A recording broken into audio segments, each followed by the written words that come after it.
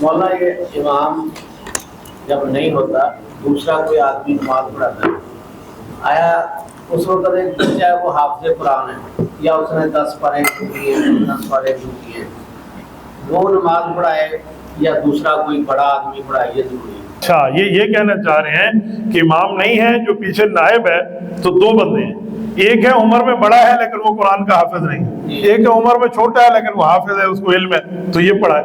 دیکھیں اس پر بنیادی فرق سمجھیں، نائب امام وہ بندہ ٹھہرے جس بندے کی عمر کم از کم 15 سال ہو، یا وہ 15 سال سے کم ہو تو بالغ ضرور ہو، چاہے وہ حافظ ہو یا نہ ہو۔ اگر بندے موجود ہیں، ایک ان میں حافظ ہے ایک غیر حافظ ہے، دونوں داڑھی والے ہیں ماشاءاللہ، تو حافظ کو ترجیح ہے کیونکہ قرآن پڑھا ہوا ہے۔ اسی طرح ایک حافظ ہے ایک قاری ہے، قاری کو ترجیح ہے۔ اسی طرح ایک قاری ہے حافظ ہے اور ایک تگڑا عالم ہے، تو عالم کو ان دونوں پہ ترجیح ہے۔ دیکھو صحابہ کرام میں محدث تھے حضرت ابو ہریرہ، قاری تھے حضرت ابی بن کعب، لیکن تگڑے عالم تھے ابو بکر صدیق۔ حضور نے امام کسے بنایا؟ حضرت ابو بکر۔